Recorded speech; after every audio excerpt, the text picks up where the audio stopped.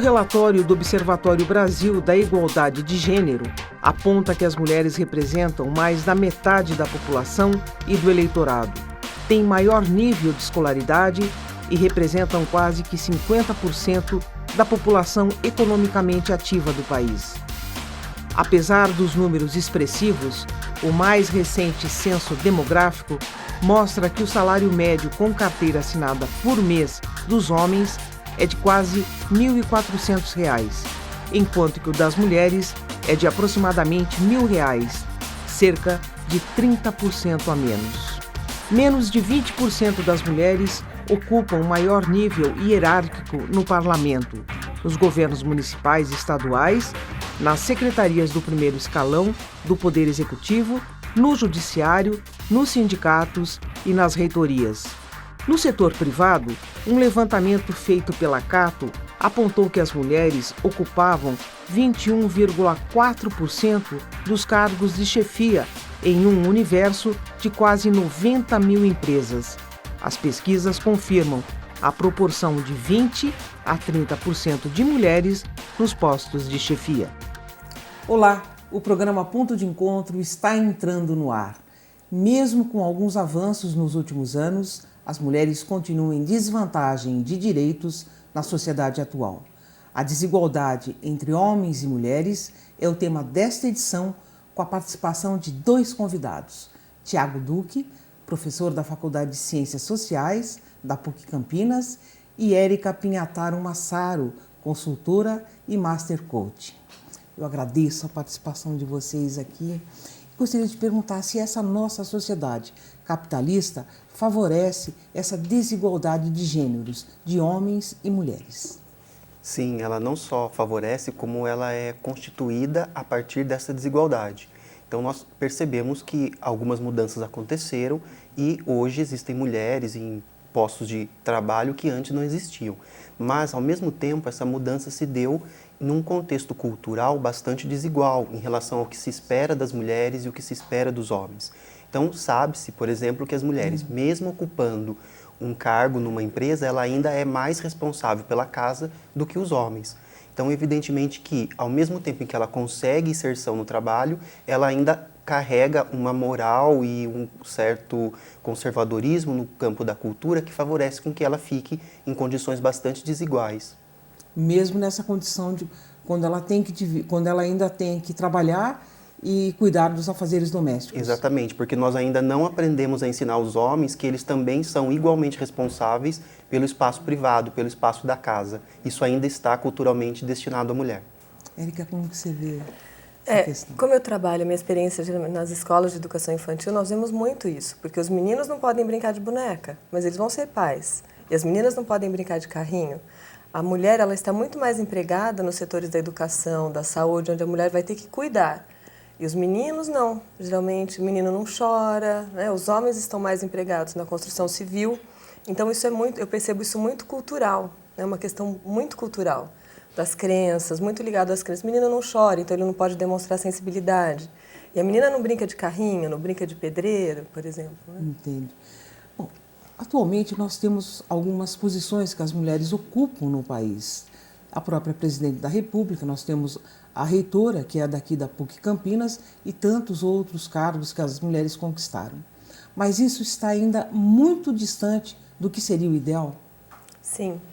Mesmo a mulher hoje jamais inserida dentro do mercado de trabalho, já trabalhando mais de igual para igual, ainda é uma taxa muito pequena. Né? As pesquisas mostram, chega de 20% a 30% as mulheres no poder público, as mulheres ainda em cargos de chefia, e quando elas estão, elas ainda ganham menos do que os homens. Chega a 30% mais ou menos, o salário menor ainda do que os homens.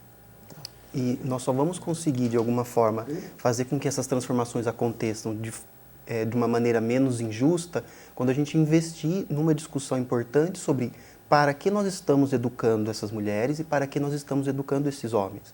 Na verdade, a desigualdade entre homens e mulheres é ruim para a mulher, mas também é ruim para o homem, porque as responsabilidades e as expectativas em relação a um e outro são desiguais. A gente não pode nunca olhar apenas como sendo a mulher uma vítima dessa desigualdade, porque o homem também é. Nós não estamos tratando de quem é mal ou quem é bom, né? Ou quem é o responsável, quem não é o responsável. Esse processo prejudica a todos. Por exemplo, no campo da educação, que ainda é um campo destinado principalmente da educação infantil, né, às mulheres, há vários relatos de profissionais, homens, educadores da educação infantil, que enfrentam vários problemas na educação infantil, nas creches, por exemplo, na hora do cuidado, porque as famílias acham que o homem não é para o cuidado e não gostam de ver o homem cuidando e educando essa criança bem pequena.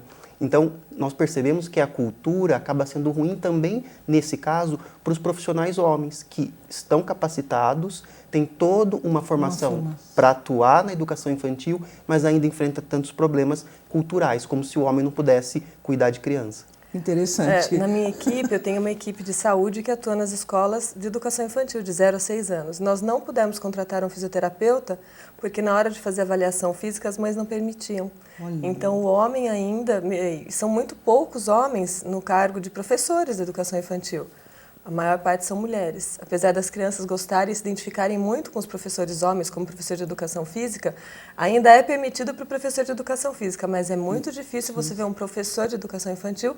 E na nossa equipe de saúde, não pode ter os profissionais homens, porque as próprias mães não permitem. Ou seja, a própria sociedade discrimina, Sim. Na verdade, né? Não tem como... E qual que seria a solução para uma situação dessas? Bem, eu acho que existem soluções tanto no campo mais micro, né, das relações que envolve a educação dos filhos, mas também a sua própria educação enquanto pai, enquanto mãe, porque nós não estamos, enquanto pais e mães, preparados para educar as crianças, porque nós também fomos formados numa condição machista, numa condição de desigualdade. Então, há aí um campo educacional importante de ser trabalhado nas relações micro, né, para educar crianças e também para reeducar os pais. E há também uma necessidade de políticas públicas. E essas políticas públicas precisam, de alguma forma, garantir que essas desigualdades sejam diminuídas. O problema é que nem sempre a gente entende as lógicas das políticas públicas. Por exemplo, numa sociedade que é desigual, que é injusta, não é possível tratar todo mundo igual. É preciso tratar as pessoas de forma diferente, porque elas estão em condições de poder, inclusive, muito diferentes, né? Então, é preciso, sim, olhar para determinados grupos, e aqui o tema da nossa conversa são as mulheres, como sendo um grupo prioritário em ações do Estado, no sentido de garantir que essas mulheres atinjam patamares de igualdade sem serem sobrecarregadas por isso, né?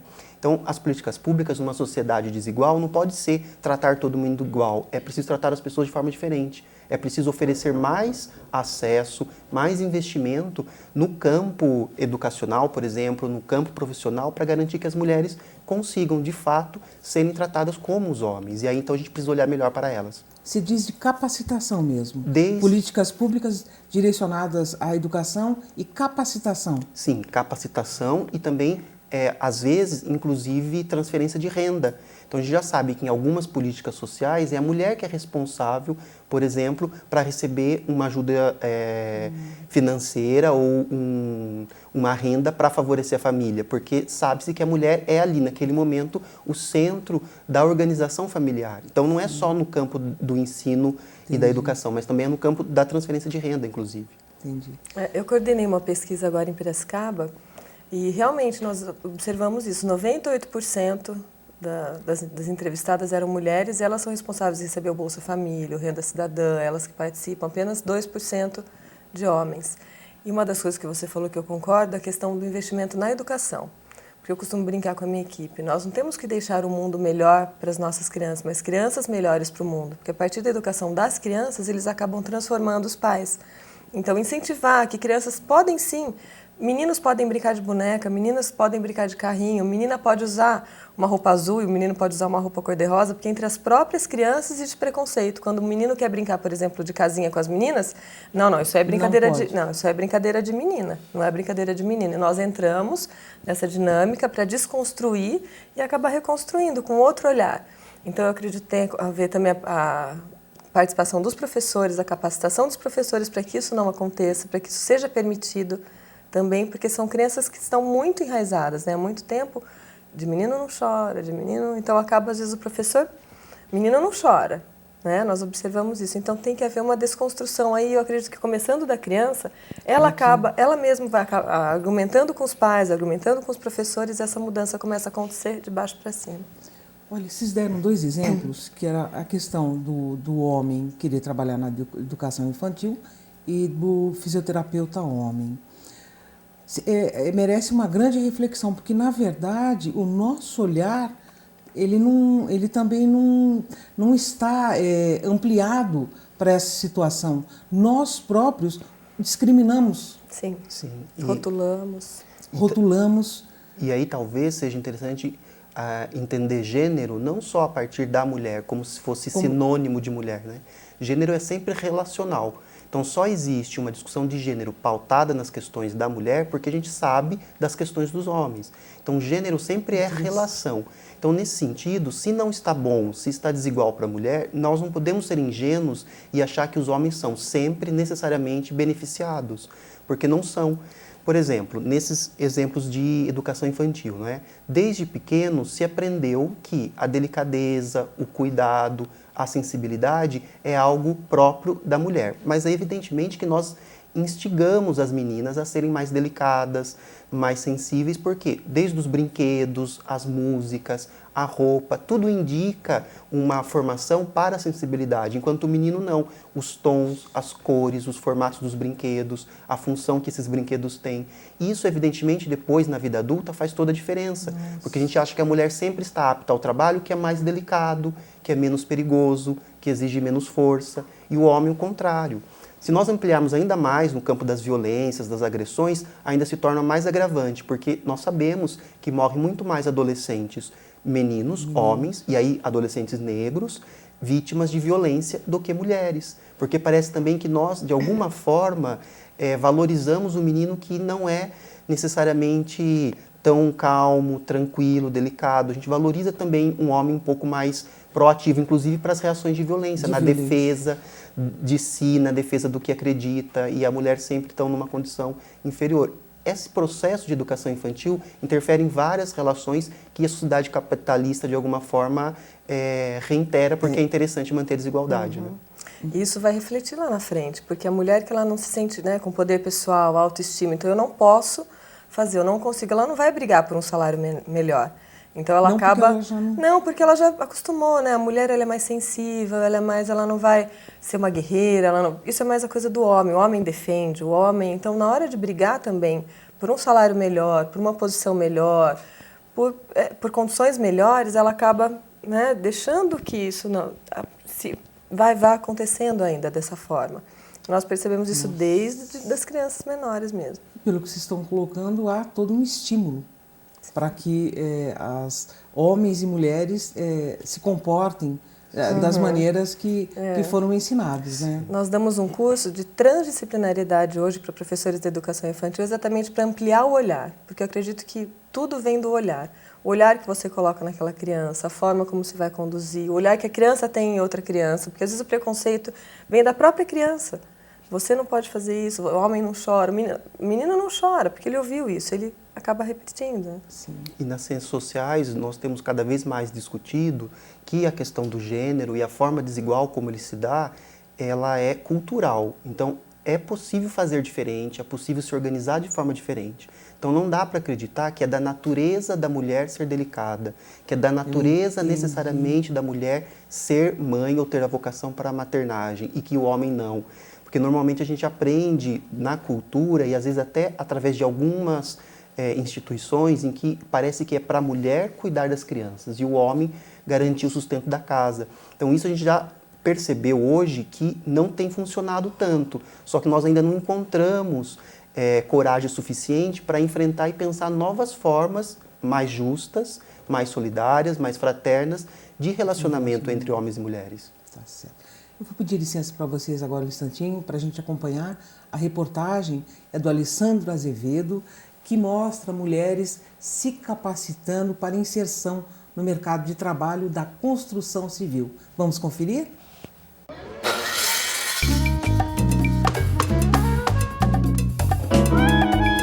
Se você pensa que um curso técnico que forma e capacita profissionais para a construção civil atrai somente os homens, você está enganado. Atualmente, 25% desta turma é formada por mulheres, que colocam a mão na massa e também fazem o trabalho pesado. O mercado não discrimina mais, talvez acontecia no passado, e as mulheres têm as características de serem um pouco mais cuidadosas, caprichosas em algumas atividades como acabamento, reparos. Isso é um diferencial positivo para elas. Devidamente vestidas com luvas e capacetes, essas pedreiras e pintoras fazem os mesmos trabalhos que os homens e mostram que a expressão sexo frágil é coisa do passado. Maria começou o curso para fazer reformas na própria casa, mas o objetivo mesmo é conseguir um trabalho na construção civil. Fiz assentamento de pisos, azulejo no meu banheiro, eu mesma. Amei, gostei muito. Muitas construções estão contratando mulheres pelo fato de serem mais caprichosas, calmas, tranquilas e para acabamento, mulheres, com certeza. Mas, mesmo dividindo o espaço e o trabalho com eles em atividades que até pouco tempo eram consideradas exclusivamente masculinas, muitas mulheres sentem a diferença salarial no fim do mês. Acho que a mulher tem um refinamento melhor que o homem, né? Então não tem por que ter essa diferença de pagamento, né? Estamos exercendo as mesmas funções.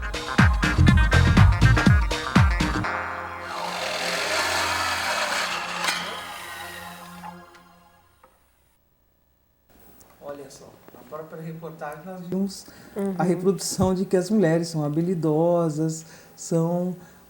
Você vê, se repete isso a todo momento, né? Está enraizado mesmo. Sim, é evidente que as mulheres desenvolvem trabalhos diferentes dos homens, mas isso não porque elas são mulheres, mas porque elas foram ensinadas a serem diferentes dos homens.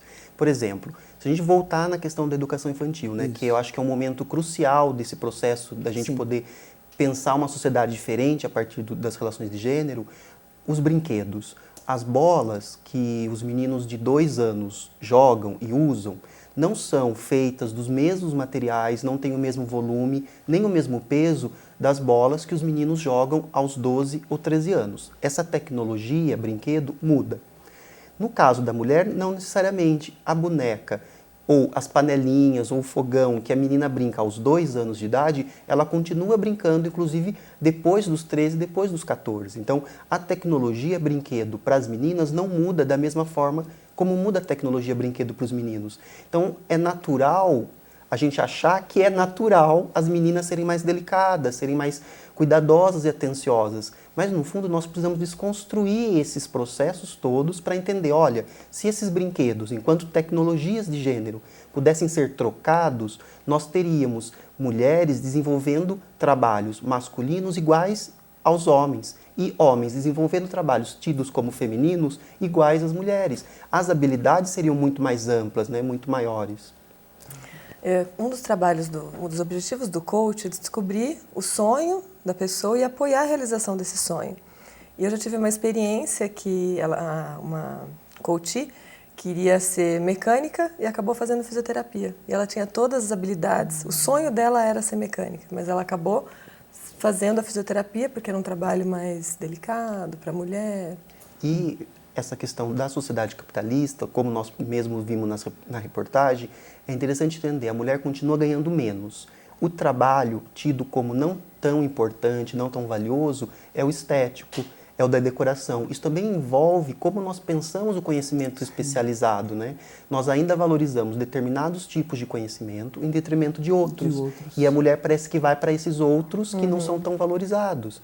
A gente vê isso, inclusive, na formação da carreira. Existe ainda muito mais homens nas engenharias, ainda que tenha aumentado, do que, por exemplo, no campo da educação infantil, como nós falamos. Então, a própria ciência se organiza de alguma forma generalizada ou generificada, né? Então, essas reproduções também passam por aquilo que a gente valoriza ou não, enquanto conhecimento científico, enquanto técnica, porque hoje nós sabemos as cores, a delicadeza das formas, isso é tão importante quanto a estrutura de um edifício. Isso envolve saúde, isso envolve bem-estar, inclusive. Por outro lado, a reportagem mostrou também mulheres, que era uma coisa que não existia até poucos anos atrás, agora inseridas, se capacitando para esse mercado de trabalho da construção civil. Sim. Na opinião de vocês, é um avanço também? Sim. Apesar de ser 1%, né? Pelas pesquisas de mulheres inseridas no mercado da construção civil. Mas eu acredito que é um avanço. A mulher está lutando aí por outras posições e mostrando que ela é capaz de assentar um piso, de trocar uma torneira, enfim. Sim, eu também reconheço que é um avanço. Agora, esses avanços, eles nunca vêm de forma completamente revolucionária, né? Completamente diferente do que a história vem nos ensinando. Então, evidentemente que esses avanços vêm, sim, com desigualdades, com o salário desigual, com essa naturalização de que a mulher é mais capaz, por ser mulher, de assentar pisos do que homens, o que não é verdade. Então, essas mudanças também precisam acontecer, não só no acesso da mulher nesses espaços, né? Não só em valorizar que ela ganhe o mesmo que o homem, mas que o homem também avance nos espaços das mulheres. Então, que o homem também cuide mais da casa, que o homem também cuide mais dos filhos. E aí, a gente não precisa mais ouvir, olha, meu marido, meu esposo me ajuda em casa, porque não é ela que precisa de ajuda, é os dois que precisam assumir o espaço da casa juntos, porque os dois moram ali. E o jovem, ele tende a ser menos preconceituoso? Qual a avaliação de vocês? Eu acredito que as crianças estão muito ainda... O jovem mesmo? O jovem também. Eu acredito que assim, ele vem buscando coisas diferentes, mas as crianças estão muito presentes. Não é esse jovem também que está fazendo diferença nessa visão. Ele até começa a fazer um movimento, mas ele começa a ser... né? O jovem ele não está fora de toda essa construção histórica, cultural, machista, né, que desqualifica a mulher. Então, alguns segmentos são bastante conservadores, mais conservadores, inclusive, do que os adultos. Agora, outros segmentos... Segmento de jovens? De jovens, sim. Que tipo de segmento? Por exemplo, a gente vê nas redes sociais, nem todos os jovens apoiam quando tem mulheres envolvidas na política. A gente vê vários depoimentos de jovens, muitas inclusive mulheres, que criticam a inserção das mulheres na política. Ou, por exemplo, quando alguns meninos escolhem profissões que não são tidas como profissões masculinas aqui no Brasil, como, por exemplo, a dança.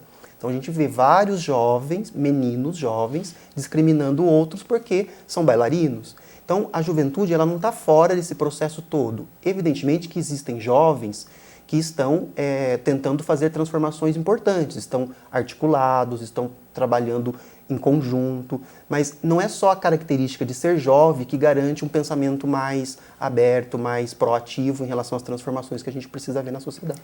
E pelas pesquisas, o Brasil está sendo puxado para baixo, os índices de desigualdade estão aumentando. Então, de 115 países em 2006, o Brasil estava na posição 67.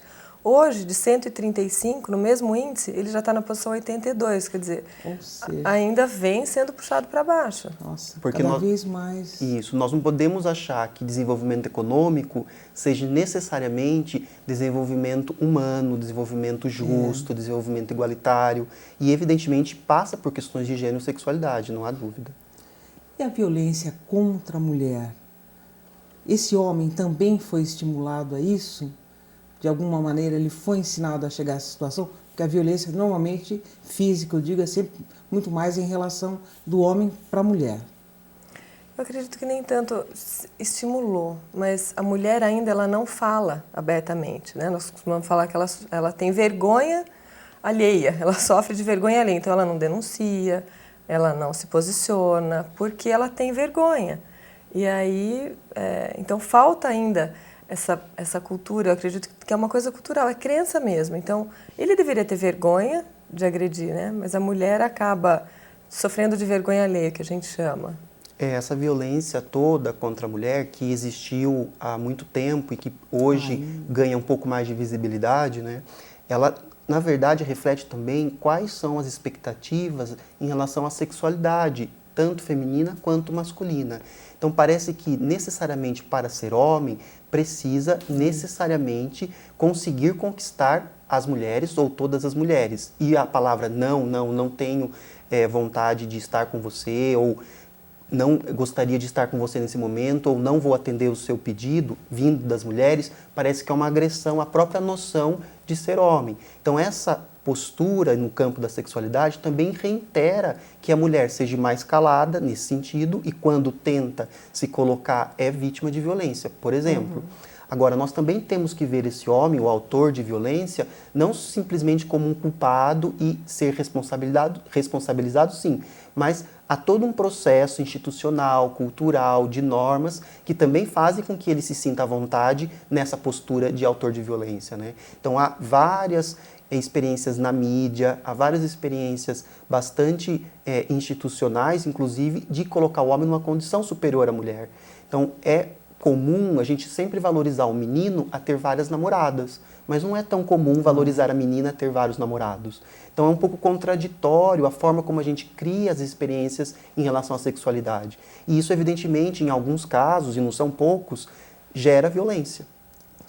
E até o apoio que essa mulher tem depois, se ela vai denunciar, né? Então faltam ainda delegacias de mulheres, acredito que falta um apoio emocional, ainda o apoio não é totalmente favorável para que a mulher se coloque, que ela, né, ocupe essa posição.